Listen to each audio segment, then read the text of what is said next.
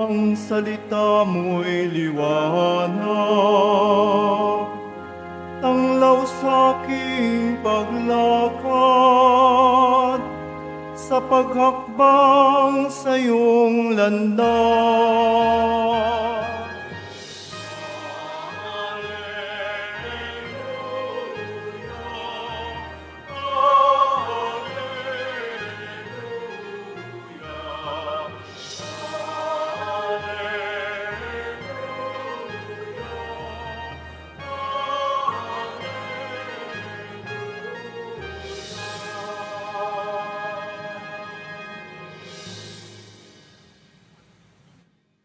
Sumainyo ang Panginoon.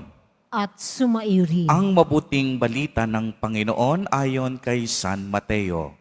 Papuri sa iyo, Panginoon.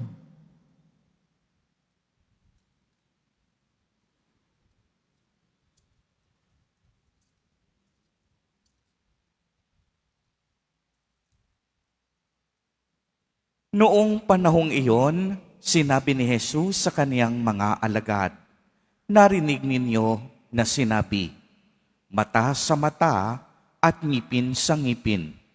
Ngunit ngayoy sinasabi ko sa inyo, huwag ninyong labanan ang masamang tao. Kung may sumampal sa iyo sa kanang pisngi, iharap mo pa sa kanya ang kabila. Kung ipagsakdal kanino man upang makuha ang iyong baro, ibigay mo sa kanya pati ang iyong balabal.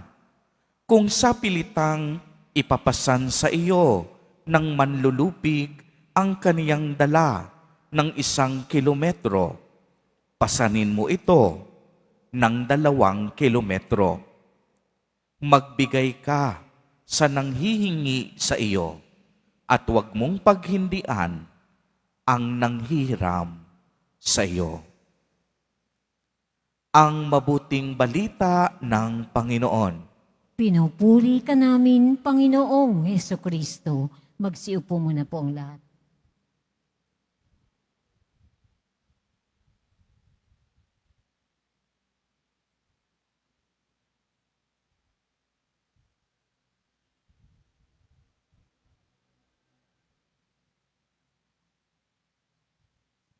Minamahal kong mga kapatid na pari, minamahal kong mga kapatid kay Kristo, isa pong kagalakan na muling makabalik dito sa simbahan, sa dambana ng Jesus Padre Nazareno, at para akong nagbabalik sa tahanan. Maraming taon na nakalilipas na nagmimisa ako dito ng 4:00 ng umaga, tuwing Biyernes, at isang biyaya na makabalik muli sa paghahanda natin ng kapistahan ni San Juan Bautista. Kaya katulad ninyo, ako po ay isang pilgrim na bumabalik din dito, bit-bit sa aking puso ang napakaraming mga kahilingan at panalangin para sa mga taong humihingi ng aking panalangin din. Inilalahad at inilalatag kay San Juan Bautista. Minamahal kong mga kapatid kay Kristo, napakaganda po ng mga pagbasa natin ngayon. Ewan ko kung hindi nangungusap sa inyo. Ang mga pagbasa natin na tumutukoy sa karanasan ng pagiging ganid at karanasan ng paghihiganti at galit sa puso. Wala naman sa atin dito ang hindi nakaranas nito. Lahat sa atin, ang katotohanan ng pagiging ganid na tinutukoy sa unang pagbasa at sa Ebanghelyo naman, ang tinutukoy ni Jesus ay ang galit na nagtutulak sa atin upang maghiganti at ang pagbibigay na hinihingi sa atin bilang mga Kristiyano. Napakaganda po sapagkat ito yung katotohanan na makikita natin na itinuturo sa atin habang tayo'y papalapit ng papalapit sa ating kapistahan ni San Juan Bautista. Si San Juan Bautista, ang isang itinuro niya nung siya ay nangangaral pa ay ang pagbabago ng puso.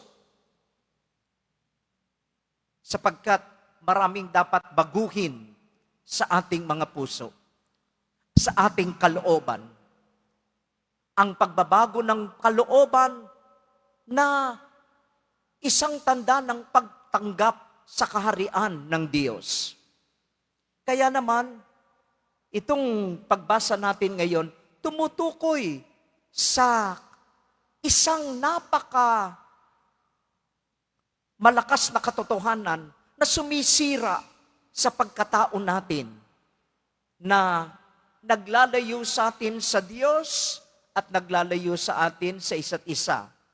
Ang pagiging ganid, pagiging sakim. Narinig po natin yung istorya kung paanong si Nathan ay isang mahirap at isang maliit na tao lamang, ngunit ang kanyang katunggali ay ang hari. At kung paanong kinamkam ng hari ang kanyang napakaliit na ari-arian na kanya lang pinagkakahalagahan.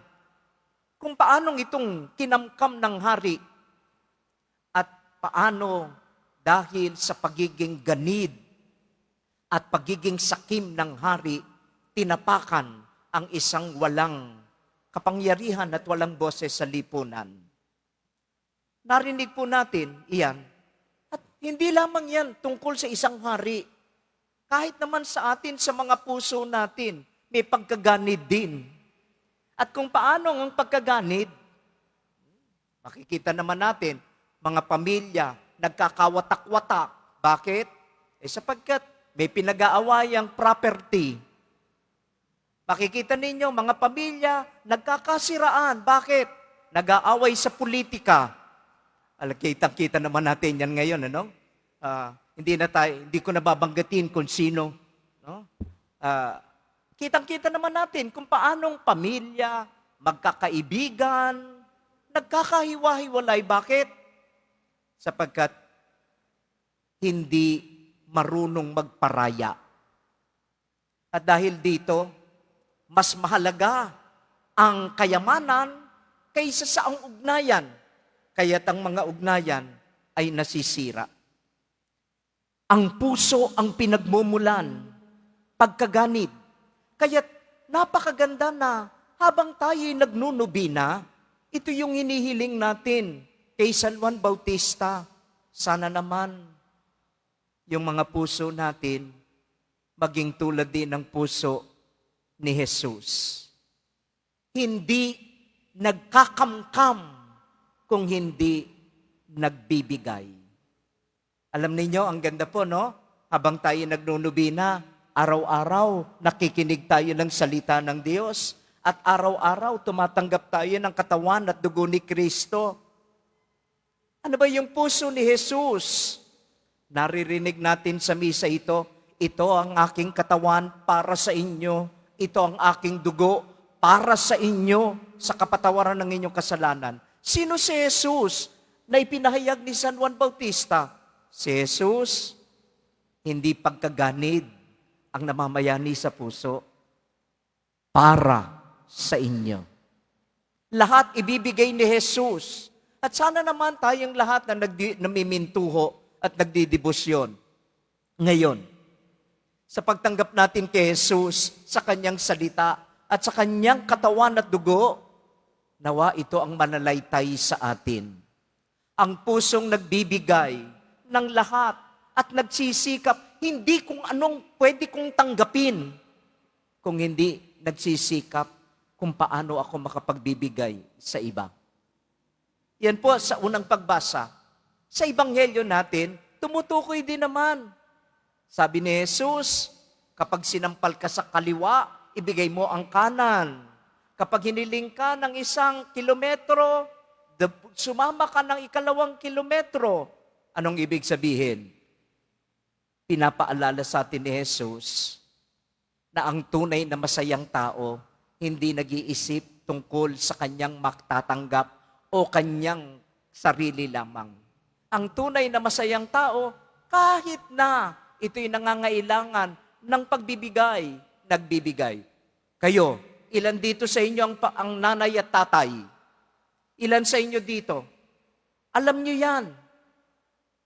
Kapag kayo nagbibigay sa inyong mga anak, sa inyong pamilya, kahit na ito'y mabigat sa inyong puso, kapag nakapagbigay kayo sa inyong anak, di ba naman nagiging sanhi ng kaligayahan? Di ba naman, minamahal kong mga magulang? Alam nyo yan. Totoo ang sinasabi ni Jesus. Magbigay kayo. Magpatawad kayo. Yung mga taong hindi marunong magpatawad, sila ang unang namamatay. Bakit? High blood, heart attack. Ito ang sanhi at bunga ng hindi pagpapatawad. Minamahal ko mga kapatid kay Kristo, nagnunubi na tayo. Bakit? Sapagkat alam natin, ang daming dapat baguhin sa puso ko at sa puso ninyo. Pusong ang nangingibabaw ay pagiging ganid. Pusong ang iniisip lamang ay ang sarili. Nawa, ang salita ng Diyos, ang ating pagkukumunyon, turuan tayo. Si Jesus, ang puso na ipinahayag ni San Juan Bautista, pusong nagbibigay at hinahanap kung paanong makapaglilingkod sa iba.